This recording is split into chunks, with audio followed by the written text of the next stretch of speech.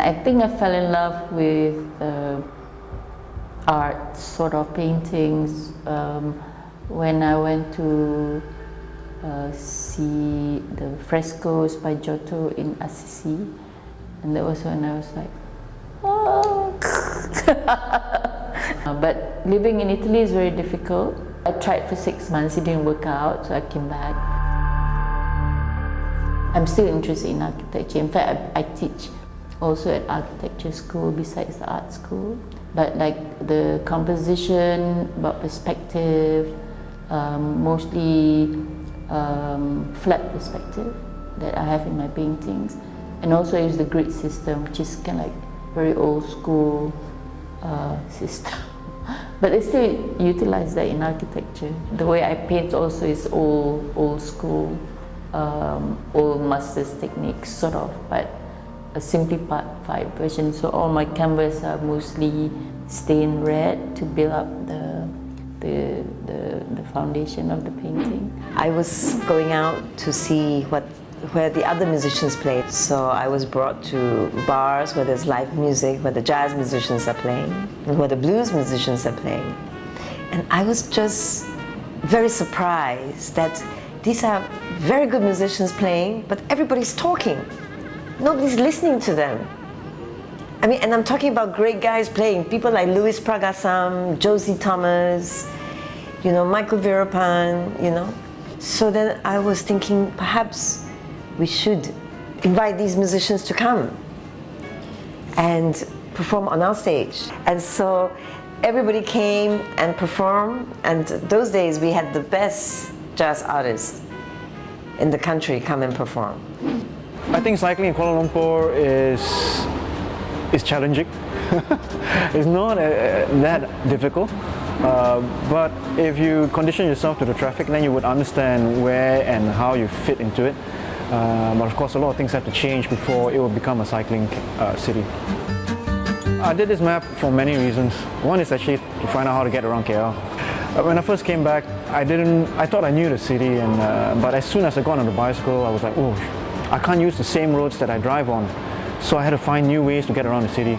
But I think it's also about a project to share about Kuala Lumpur, the city, to share about the beauties of the city, so people will learn to rediscover the city and love the city and feel a sense of belonging. And I think that is the first step to feeling at home. I come from a typical Baba and Nyonya family.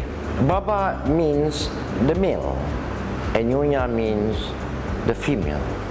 Now where the Baba and Nyonya originate is quite difficult to say. But what story I've heard from my grandfather was that his ancestors came from China. They would have traveled in a junk down to the Straits of Malacca and landed somewhere in Java or Sumatra. Then they could have migrated again to Malacca.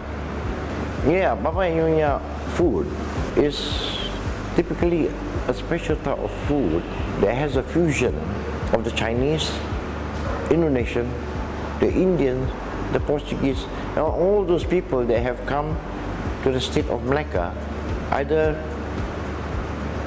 to occupy the state or to do trade with the state.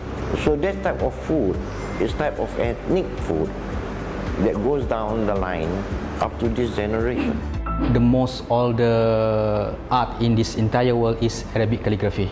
I don't know how to translate in English, but in our Muslim context, calligraphy is a da'wah. Da'wah is ask to people to do a good thing, to spend your money at the right way, to help the poor people, like that. A master must show a good example for his student and for all people. So calligraphy teach me to be a good man, a wise man. I teach calligraphy from my old master. The government of Turkey recognized him as a treasury of Turkey because my master is named Hassan Shalabi. He studied calligraphy from that guy until that guy until 1,000 years ago. I already knew kind of the kind of designs that I love, dresses that I love to wear, and that's something that I always say I will only make something that I would really want to wear, and I had a very good response from it. The customers love it. I started selling it, so now it's become a real business for me. There's so much that I need to learn as well, so I do a lot of research on designers, on design elements. I just do a lot of work, and I just love it. I never like to listen to excuses. People say, oh, it's really tough. Of course it's tough. Any business is tough, you know, but any successful person is just how much passion they have in it and how much they are willing to put in it and how much they want to learn how to get it right. I'm really focused right now on fashion designing and that part of the business side of it as well. It's exciting, not just the creative side.